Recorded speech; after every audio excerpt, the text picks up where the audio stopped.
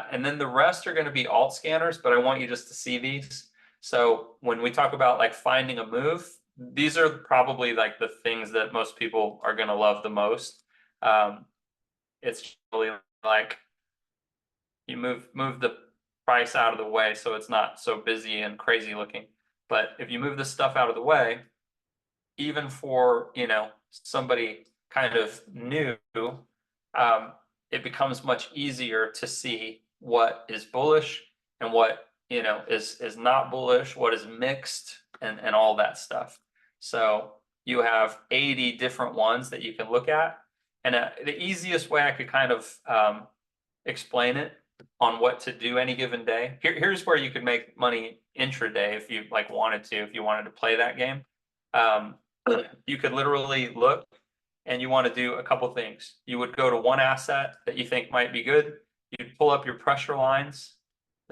It's kind of one of those things, stop you from doing anything foolish. If you had one right here, you would not long there. And then the second thing would be you don't want to do anything too close to a ribbon. Like you don't want to long too close to a ribbon.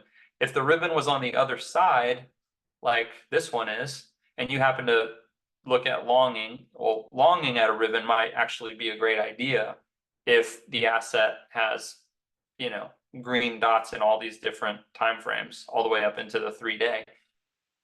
But if everything's bullish, it may actually break through the ribbon, but ribbons are going to be just like pressure lines. They're places where rejection becomes likely. So that's why I have the ribbons in all of these. So portal, you know, might be a place where you say, hey, you know what? I'm going to long at the ribbon. If, again, only if all the data actually makes sense. But all of these come with overextension, so you can avoid anything that's too overextended, or at least be aware of it. You're like, I'm going to ride the lightning, but I'm going to put a, you know, stop loss on so I don't get burned.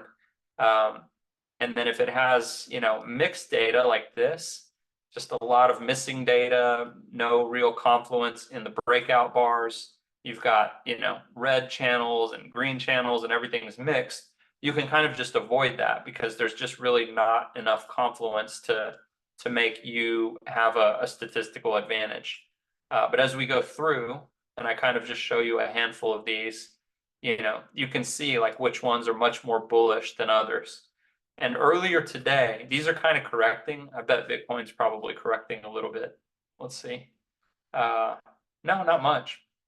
But if you went through earlier today, you know, when these got started, they all got started with, like, anything that's bullish right now got started with, you know, like these time frames, probably anywhere in there, and then they kind of grew, maybe even just these first few. So the scalping time frames essentially.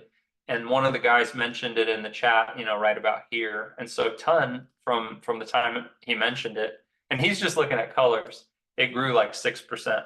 So again, 3xing 6% is an 18% gain, and you could have set a stop loss really early on, could have moved it up really early on. It just depends on if you're actively trading or trying to do something where you're like, I'm going to set up a trade and then set up my stop loss, set my take profit, and then I'm going to go do chiropractor stuff for the